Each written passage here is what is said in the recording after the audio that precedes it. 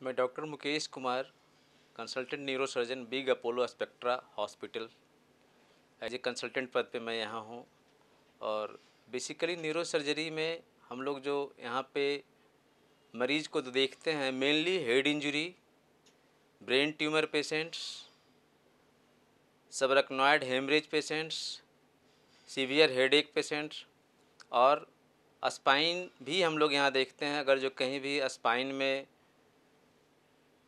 Spine का कहीं fracture हो, ट्रॉमेटिक फ्रैक्चर हो, डिस्क का कहीं परेशानी हो, और न्यूरोसर्जन जो हम यहाँ पे देख रहे हैं, सर्वाइकल, थोरैसिक, डॉर्सल, लंबर, जितने भी स्पाइन के जितने भी पार्ट्स हैं, जहाँ की भी परेशानियाँ हो, सब हम इस चीज़ को अपने अंडर में देखकर उसको सही समाधान देते हैं। और अब मैं एज ए न्यूरो सर्जन सबसे पहले आना चाहता हूँ हेड इंजरी पे। हेड इंजरी का सबसे प्रमुख कारण जो है हमारे यहाँ रोड ट्रैफिक एक्सीडेंट है। रोड ट्रैफिक एक्सीडेंट इधर रिसेंटली में बहुत ही ज़्यादा हो गया। इसका कारण है नई नई तरह की बाइक, डिस्क ब्रेकिंग सिस्टम्स और रोड कंजेशन। नए नए जो कम एज के लड़के हैं, उनकी एक जो उमंगता रहती है कि रोड पे हमको जल्दी से ट्रैवल करना है, ये सब प्रमुख कारण है। और बहुत कारण है, लेकिन जितने भी कारण है उसमें सबसे ज़्यादा परेशानियां जो आती है हेड इंजरी में, वो या तो ब्रेन के अंदर चोट हो, बाहर चोट हो, और ब्रेन के जितने भी स्कल के जितने भी चमड़े पे चोट हो, वो भी हो सकता है। लेकिन सबसे मोस्ट डेंजरस जो होता है, अगर जो ब्रेन के अंदर चोट हो जाए तो इसके 5-6 तरीके हो जाते हैं। एक तो हेमरेजिक कंट्यूजन एक को बोलते हैं, जिसमें ब्रेन में छोटा छोटा खून का थक्का जम जाता है। एक होता है सब ड्यूरल हेमाटोमा, जो ड्यूरा के अंदर होता है। एक होता है एक्स्ट्रा ड्यूरल हेमाटोमा, जो ड्यूरा मैटर है उसके बाहर का ब्लड का वेसल रप्चर होता है और खून जमा हो जाता है। इन तीनों जो मोस्ट कॉमन है, इसमें सबसे अधिक सब ड्यूरल हेमाटोमा सबसे अधिक कॉमन है। अगर जो कोई भी पेशेंट को रोड ट्रैफिक एक्सीडेंट हो, तो इसके लिए सबसे पहले हम लोग क्या करेंगे कि सबसे पहले जो आसपास के हॉस्पिटल्स हैं, वहाँ पे जितना जल्दी हो सके जल्दी से ले जाइए, उनको एडमिट करवाइए। और वहाँ जितने भी एक्सपर्ट डॉक्टर हैं या वर्किंग डॉक्टर हैं, सबसे पहले उनका जीसीएस देखें। जीसीएस इतना इम्पॉर्टेंट है, आप यही समझ लो न्यूरो सर्जरी के पेशेंट में that is the main deciding factor. अगर जो कोई पेशेंट को जीसीएस हमें सही से पता चला जाए और सही से हमें जानकारी मिल जाए, तो उसी समय हमें समझ में आ जाता है कि इसको कहाँ रखना है। प्लान ऑफ ट्रीटमेंट हम लोग उसके अनुसार मैनेज कर लेते हैं, बिना सीटी स्कैन के भी देख सकते हैं हम लोग। और जल्दी से जीसीएस देखकर along with that airway, breathing, ABC का जो सिस्टम है वो हम लोग मैनेज करेंगे। साथ में हम लोग सीटी स्कैन भी लेंगे, और सीटी स्कैन जैसा रहेगा अकॉर्डिंगली हम लोग प्लान करेंगे। प्लानिंग ऑफ मैनेजमेंट हम लोग सीटी स्कैन के बाद ही देखते हैं। और सीटी स्कैन में हम लोग सबसे पहले देखते हैं कि जो हीमाटोमा है किस पार्ट में है, एक्स्ट्रा ड्यूरल हीमाटोमा है, सब ड्यूरल हीमाटोमा है, या हेमरेजिक कंट्यूजन है। अगर जो पेशेंट का जीसीएस कम है और प्यूपिल अनइक्वल है, तो बिना सोचे समझे इस पेशेंट को हम लोग ऑपरेट करेंगे। और ऑपरेटिव पार्ट बहुत ही इम्पॉर्टेंट है, इसलिए क्योंकि जब चोट लगता है तो उस इंजरी को हम लोग प्राइमरी इंजरी बोलते हैं। तो हम लोग जो ऑपरेट करेंगे या जो उसका ट्रीटमेंट देंगे, जिसको हम लोग मैनेजमेंट पार्ट बोलते हैं, उसमें हम लोग को रोकना है उसका सेकेंडरी मैनेजमेंट।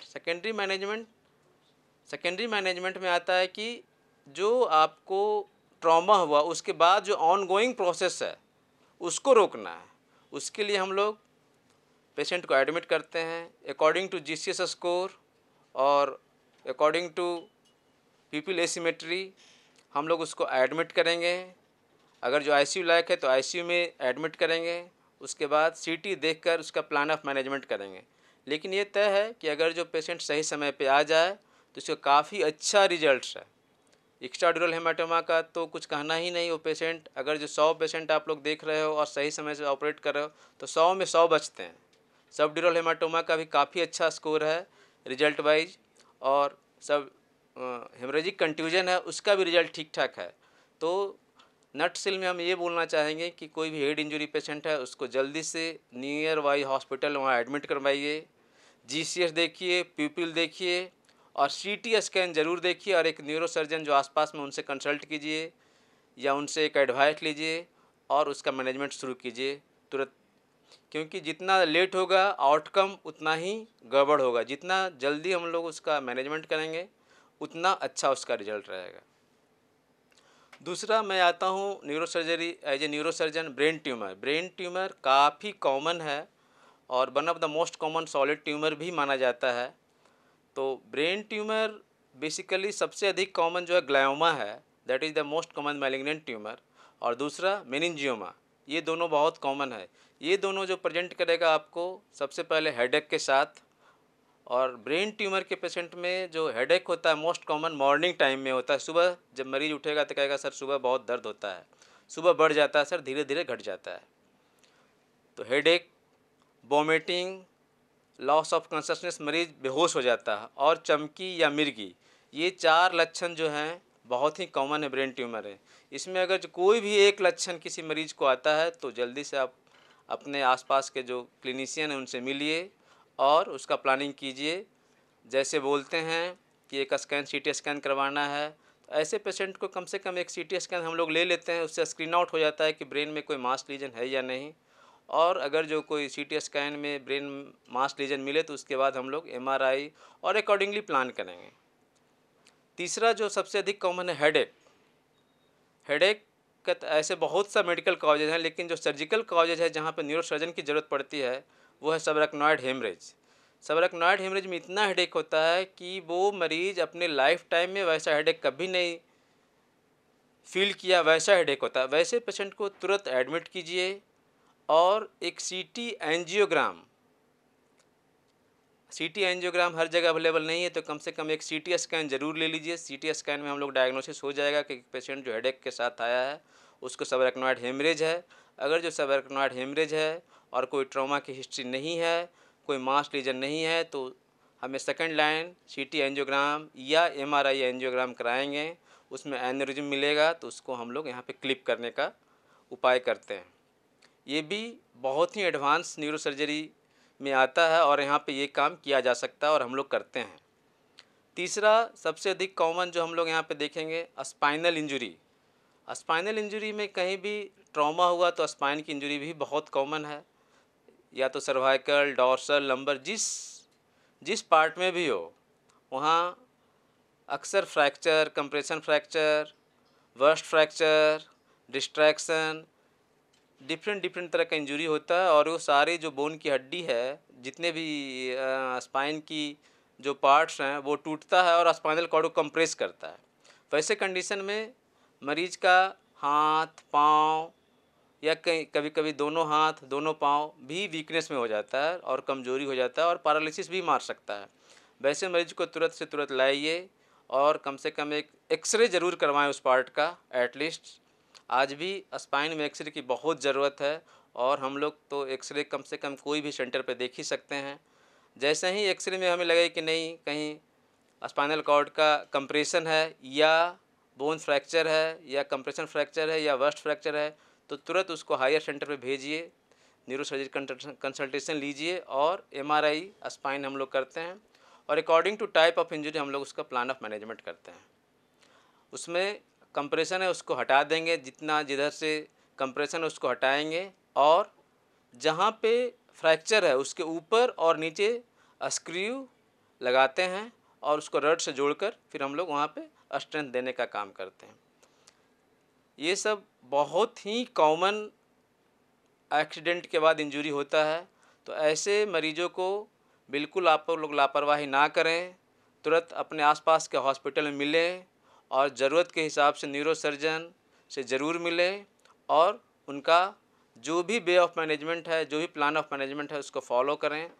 क्योंकि ये सब सारे ऐसा माना जाता है कि एक पेशेंट पैराप्लेजिक हो गया, हेमीप्लेजिक हो गया, हाथ में नहीं ताकत है, पाँव में नहीं ताकत है, तो आदमी का ताकत आएगा नहीं। ऐसी बात नहीं है। अगर जो सही समय से हम लोग सही इलाज कराएं, समय पे डॉक्टर के पास आ जाएं और जो उसका गोल्डन टाइम होता है उसमें अगर जो हम लोग ऑपरेट करें तो बिल्कुल पेशेंट इम्प्रूव करता है और मरीज़ पैराप्लेजिक हेमीप्लेजिक होकर आता है और चलते हुए घर जाता है।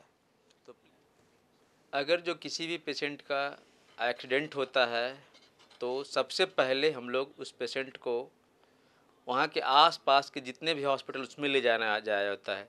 एक कहावत है, prevention is better than cure. तो हमें ये चीज़ देखना है कि क्यों ना हम एक्सीडेंट को ही रोकें।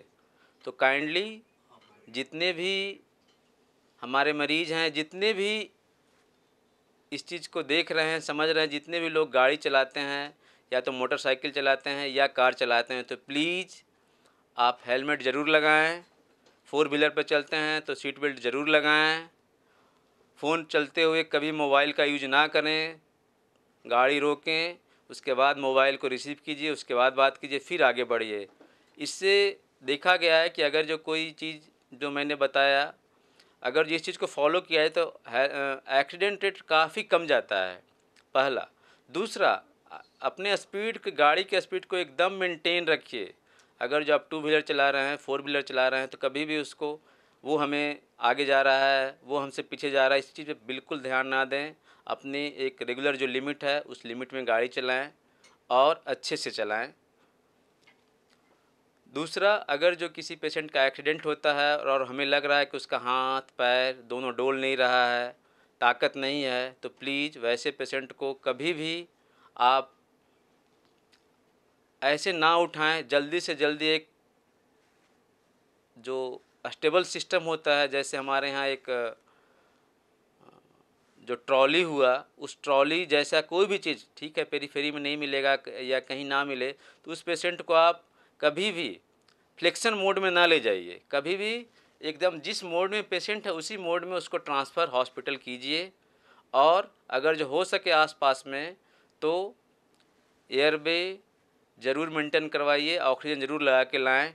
और कभी भी उसको फ्लेक्स मत करने बोलिए, ऐसे बिल्कुल मत करने बोलिए। स्पाइन इंजरी में उसको एकदम जैसे हम लोग सोते हैं सुपाइन पोजीशन में, वैसे ही ट्रांसफ़र करें। और कभी भी स्पाइन के पेशेंट को अगर जो स्पाइन इंजरी है तो उस पेशेंट को कभी भी एक आदमी या 2 आदमी नहीं, कम से कम एटलीस्ट 3 आदमी पकड़कर उसको हम लोग ट्रॉली पर ट्रांसफ़र करें।